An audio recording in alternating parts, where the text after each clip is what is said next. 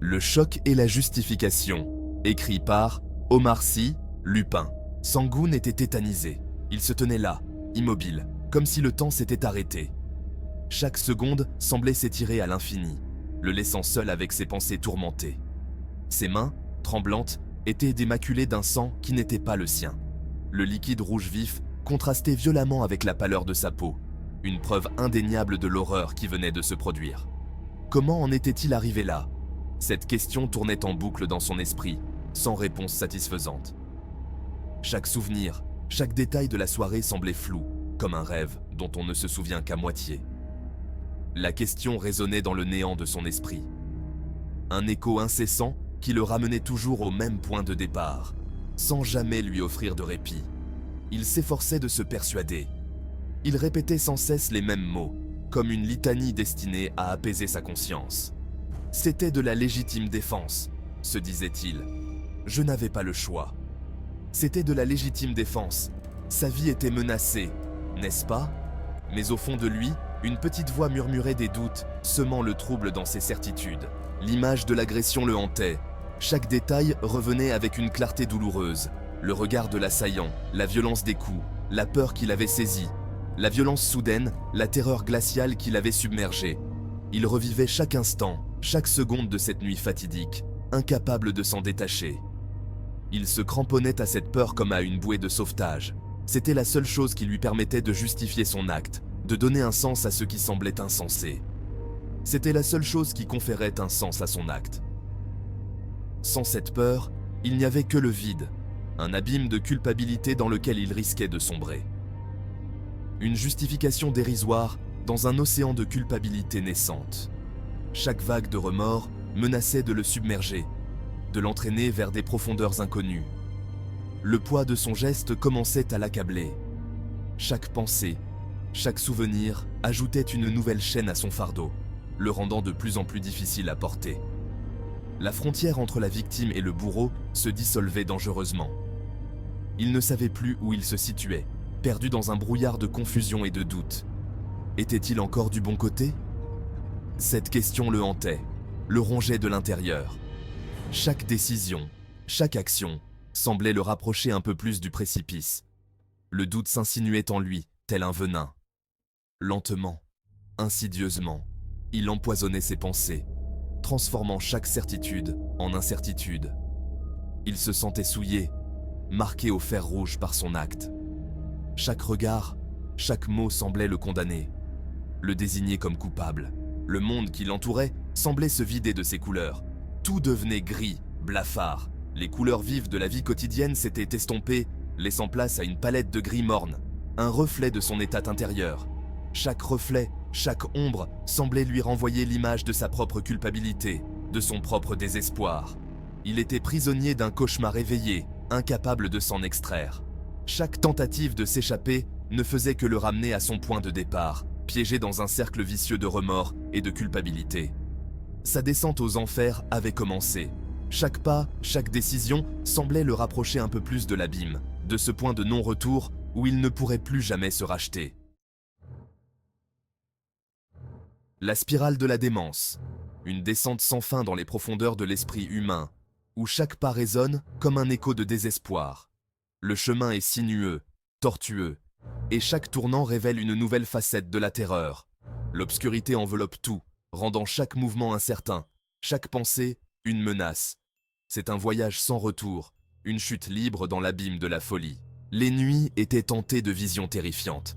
Chaque fois qu'il fermait les yeux, des cauchemars surgissaient, le plongeant dans un monde où la réalité et l'illusion se confondaient. Les ombres dansaient autour de lui, prenant des formes grotesques et menaçantes. Les figures spectrales murmuraient des secrets oubliés, des vérités cachées qui le hantaient sans relâche. Le sommeil, autrefois un refuge, s'était mué en supplice, une torture nocturne qui le laissait épuisé et brisé. Des visages déformés par la peur le fixaient du fond de l'abysse. Ces visages, figés dans une expression de terreur éternelle, semblaient l'accuser, le juger pour des crimes qu'il ne comprenait pas. Chaque regard était une condamnation, chaque expression une sentence. L'abysse, avec ses profondeurs insondables, était peuplé de ces âmes tourmentées, des reflets de sa propre culpabilité et de ses propres peurs. Il ne pouvait échapper à ses regards. Ils étaient partout, omniprésents, le suivant même dans ses rêves les plus profonds. Le sommeil, autrefois un refuge, s'était mué en supplice. Chaque nuit était une bataille, une lutte contre les démons intérieurs qui le hantaient. Il se réveillait en sueur, le cœur battant, les mains tremblantes. Les draps étaient trempés, le lit un champ de bataille, où il combattait des ennemis invisibles. Le repos était devenu un luxe inaccessible, un rêve lointain. Chaque matin, il se levait plus fatigué que la veille, les yeux cernés, l'esprit embrouillé par les visions nocturnes. La culpabilité le rongeait de l'intérieur, le transformant inexorablement. Il percevait des murmures, des voix, à peine audibles, chuchotaient des accusations, des reproches. Elles étaient là, toujours présentes, comme une litanie incessante. Chaque mot était une lame, chaque phrase une blessure. Il se sentait traqué, jugé, condamné par ces voix invisibles. La culpabilité était un poison, s'infiltrant dans chaque recoin de son esprit, le dévorant lentement mais sûrement. Des accusations portées par le vent. Le vent, autrefois porteur de promesses et de rêves, était devenu un messager de malheur. Il chuchotait des vérités amères, des souvenirs douloureux. Chaque rafale était une accusation, chaque brise un rappel de ses fautes. Le vent soufflait à travers les arbres, s'infiltrant dans les moindres recoins, apportant avec lui des murmures de désespoir. Il ne pouvait échapper à ces voix, elles étaient partout, omniprésentes, le suivant même dans ses moments de solitude. Sa propre voix résonnait dans sa tête, le condamnant pour son crime. Il entendait ses propres mots, déformés, amplifiés, se retournant contre lui. Chaque pensée était une accusation, chaque souvenir une preuve de sa culpabilité. Il se sentait piégé dans un cercle vicieux, une spirale de folie dont il ne pouvait s'échapper. Sa voix, autrefois source de réconfort, était devenue une arme, un instrument de torture. Elle résonnait dans son esprit, le condamnant à une souffrance éternelle. Sa santé mentale se dégradait un peu plus chaque jour. Chaque jour était une lutte, une bataille contre les forces obscures qui le tiraient vers le bas. Il se sentait de plus en plus isolé, coupé du monde extérieur. Ses pensées étaient confuses, embrouillées, comme un labyrinthe sans issue. Il se sentait perdu, désorienté, incapable de trouver une échappatoire. La folie s'insinuait dans chaque recoin de son esprit, le rendant de plus en plus instable, de plus en plus désespéré. La folie lui tendait les bras, lui promettant un oubli illusoire. Elle était là, toujours présente, une tentation constante. Elle lui offrait une échappatoire, une libération de ses tourments. Mais il savait que c'était une illusion, un piège. La folie n'était pas une solution, mais une condamnation. Elle promettait l'oubli, mais apportait la destruction. Il se tenait au bord du précipice, hésitant, tiraillé entre le désir de fuir et la peur de sombrer. La folie était une sirène, chantant une mélodie envoûtante, mais mortelle. Il tenta de se purifier. Il se lavait les mains, encore et encore, essayant de se débarrasser de la souillure. L'eau coulait, emportant avec elle la saleté, mais pas la culpabilité. Il frottait, jusqu'à ce que sa peau soit rouge et irritée, mais le sentiment de souillure persistait. Il se regardait dans le miroir, cherchant des signes de rédemption, mais ne trouvait que des traces de désespoir. La purification était une quête sans fin, un effort vain pour effacer l'irréparable. L'eau et le savon ne pouvaient effacer ni le sang sur ses mains, ni la tache indélébile sur son âme. Chaque goutte d'eau qui tombait était un rappel de son crime, chaque bulle de savon, une illusion de pureté. Le sang, symbole de sa culpabilité, restait incrusté, indélébile. Il se sentait souillé, marqué à jamais par ses actions. L'eau, autrefois symbole de purification, était devenue un miroir de sa culpabilité. Chaque tentative de se laver ne faisait que renforcer son sentiment de désespoir. Chaque regard dans le miroir renvoyait l'image d'un étranger, un monstre en devenir. Il ne reconnaissait plus son propre reflet.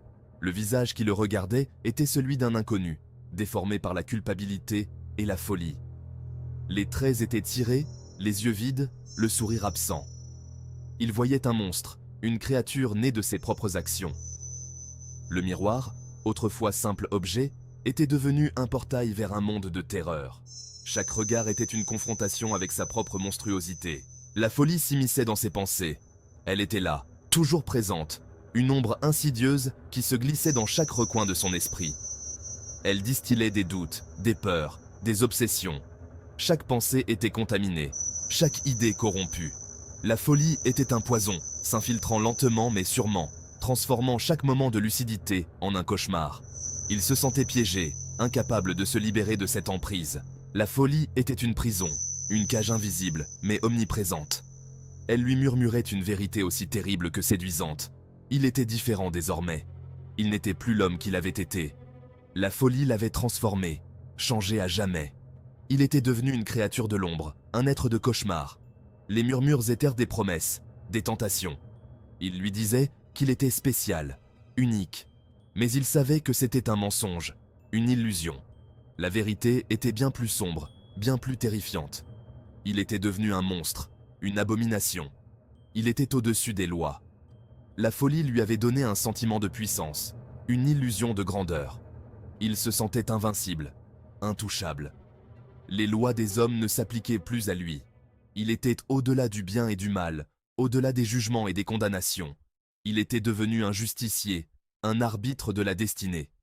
Mais cette puissance était une illusion, un mirage. La réalité était bien plus sombre, bien plus terrifiante. Il était un homme perdu, un être en quête de rédemption, un justicier dans un monde en proie au chaos. Il se voyait comme un héros, un sauveur, mais la réalité était bien différente. Il était un homme brisé, un être en quête de sens. Le monde autour de lui était en ruine, un champ de bataille où les forces du bien et du mal s'affrontaient. Il se tenait au milieu de ce chaos, cherchant désespérément une raison, une justification. Mais la folie ne lui offrait que des illusions, des mirages.